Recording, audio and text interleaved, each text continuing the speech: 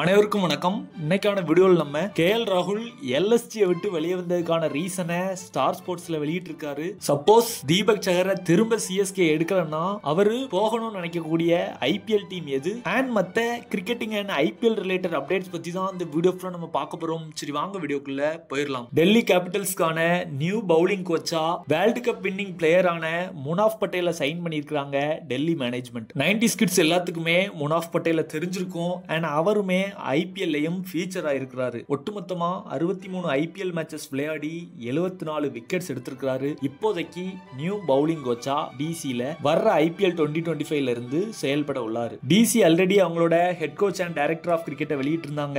வேற யாரும் இல்ல, நியூ ஹெட் கோச்சா நம்மளோட Hemant Badani and director of கிரிக்கெட்டா வேணுகோபால் ராவ். ரகுமனுல்லா குர்பஸ் ரீசெண்டா பங்களாதேஷ்க்கு எதிரான தேர்ட் ஓடிஐல ஒரு பிரில்லியன்ட் செஞ்சுரி அடிச்சிருந்தாரு. இதன் மூலமா ஐபிஎல் ஆக்ஷனுக்கான விக்கெட் கீப்பர் கம் ஓபனர் பேட்ஸ்மேனுக்கு நான் இருக்கேங்கிற ஒரு அலர்ட்டை இந்த செஞ்சுரி மூலமா கொடுத்துருக்காரு. லாஸ்ட் இயர் இவர் கேகேஆர்ல விளையாடினாரு. இனிஷியல் சில மேட்சஸ் ஃபில் சால்ட் தான் விளையாடினாரு. பட் அதுக்கப்புறம் இவருக்கான ஆப்பர்ச்சுனிட்டி பிளே ஆஃப்ஸ் அண்ட் ஃபைனல்ஸ்ல கிடைக்கப்பட்டுச்சு. அதுலயுமே டீசன்ட் பெர்ஃபார்மன்சஸ் கேகேஆருக்கு கொடுத்தாரு. ரீசெண்டா நடந்த பங்களாதேஷ்க்கு எதிரான ஓடிஐல 101 ரன்ஸ் அடிச்சு வேற லெவல் பெர்ஃபார்மன்சஸ் கொடுத்தாரு. ஐபிஎல்லையும் இவர் எந்த விதத்திலையும் குறைஞ்சது இல்ல. ஒட்டுமொத்தமா 13 மேட்சஸ் விளையாடி 289 ரன்ஸ் அடிச்சிருக்காரு, இன்க்ளூடிங் 250s.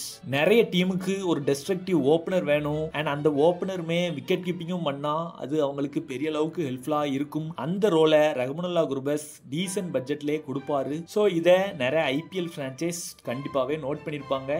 ஈவன் கேகேஆர் கூட இவரை பிக் பண்றதுக்கு நிறைய சான்சஸ் இருக்கு. தீபக் சஹர் டைம்ஸ் ஆஃப் இந்தியாவுக்கு ரீசெண்டா ஒரு இன்டர்வியூ கொடுத்தாரு. அதுல அவர் என்ன சொல்றாரு அப்படின்னா, லாஸ்ட் மெகா ஆக்ஷன்ல சிஎஸ்கேவால என்ன ரீடைன் பண்ண முடியல, பட் அவங்க எனக்காக மெகா ஆக்ஷன்ல ஆல் அவுட் போனாங்க. பட் இந்த இயர் என்ன நடக்கும்னு எனக்கு தெரியல. பட் பர்சனலா என்ன பொறுத்த வரைக்கும் நான் ஒரு நல்ல பெர்ஃபார்மன்ஸையே கொடுத்திருக்கேன். டீம்ஸ்லாம் 200 ரன்ஸை ஈஸியா ஸ்கோர் பண்ணாங்க. அதற்கு ஒரு பெரிய காரணம் அந்த டீம்ஸால பவர் பிளேலே 90 to 100 ரன்ஸ் அடிக்க முடிஞ்சுச்சு. சோ அதை என்னால ரெஸ்ட்ரிக்ட் பண்ண முடியும், அந்த அளவுக்கான ஸ்கில் என்கிட்ட இருக்குங்கிற மாதிரியான ஒரு ஸ்டேட்மெண்ட்டை டைம்ஸ் ஆஃப் இந்தியாவுக்கு அவர் கொடுத்திருந்திருப்பார். சப்போஸ் நான் சிஎஸ்கேக்கு போகல அப்படின்னா ராஜஸ்தான் ராயல்ஸ் எனக்காக பிட் பண்ணணும்னு நான் விரும்புறேங்கிற மாதிரி அவர் ஓபனா சொல்லியிருப்பாரு. அதற்கான காரணம் என்னன்னா, சிஎஸ்கே ஆர்பிஎஸ் மாதிரியான டீமுக்கு விளையாடுறதுக்கு முன்னாடி அவரை முதல் முறையா எடுத்தது ராஜஸ்தான் ராயல்ஸ் தான். ஆர்சிபி அணிக்கு திரும்ப விரும்புறாரா கேஎல் ராகுல்? சோ இது ரிலேட்டடா ஸ்டார் ஸ்போர்ட்ஸ்க்கு அவர் கொடுத்த இன்டர்வியூ என்னன்னு பாத்தீங்கன்னா, எல்எஸ்ஜியை விட்டு நான் வெளியே வந்தேன், அதற்கான காரணம் ஒரு ஃப்ரெஷ் ஸ்டார்ட்டை நான் எதிர்பார்த்திருக்கேன். ஆஸ் அ கேப்டனாவும் ஆஸ் அ பிளேயராவும் என்னோட தாட்ஸ் அண்ட் ஒப்பீனியன்ஸை பை பர்சனா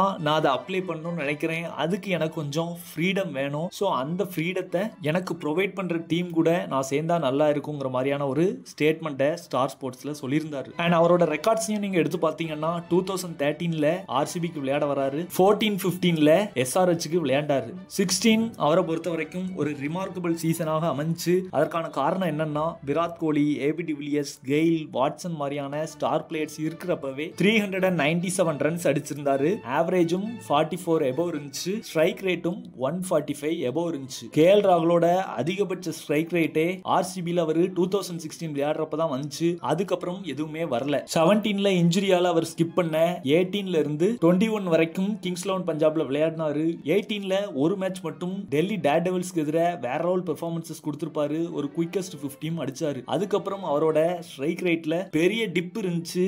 இன்ஃபேக்ட் ஒரு அக்ரெசிவ் பேட்ஸ்மேனா இருந்து ஒரு ஆங்கர் பேட்ஸ்மேனா அதுக்கப்புறம் தான் அவர் மாற தொடங்கினாரு. அதுக்கப்புறத்துல இருந்தே பர்சனலா அவர் ரன் அடிச்சாலும் as a டீம் மேனா இன்னுமே அவர் பெரிய அளவுக்கான கான்ட்ரிபியூஷன் கொடுக்கல. அதற்கான ஃப்ரீடமும் அவருக்கு கிடைக்கலங்கிற மாதிரியான ஒரு தகவலை இப்பதான் வெளியே கொடுக்கிறாரு. அண்ட் ராயல் சேலஞ்சர்ஸ் பெங்களூரும் அவர் மேல பெரிய அளவுக்கு இன்ட்ரெஸ்டா இருக்க மாதிரி தெரியுது. இந்த ஆக்ஷன்ல அவர் எந்த டீமுக்கு போறாருங்கிறத நம்ம வெயிட் பண்ணி பார்க்கலாம். இன்னைக்கான வீடியோ அவ்வளவுதான். கண்டிப்பா அந்த வீடியோ உங்களுக்கு இன்ட்ரெஸ்டிங்காகவும் எக்ஸைட்டிங்காகவும் இருந்திருக்கும் சொல்லி நம்புறேன். நம்ம சேனல் இந்த மாதிரி கிரிக்கெட் ரிலேட்டட் அப்டேட்ஸ் எக்கச்சக்கம் கொடுத்துட்டு இருக்கோம். அதுல உங்களுக்கு இன்ட்ரெஸ்ட் இருந்துச்சுன்னா மறக்காம சேனல் சப்ஸ்கிரைப் பண்ணி சப்போர்ட் பண்ணுங்க. முன்னாடி வீடியோ பார்த்ததுக்கு நன்றி. தேங்க்ஸ் ஃபார் வாட்சிங். இன்னொரு வீடியோ சந்திப்போம். நன்றி, வணக்கம், பை.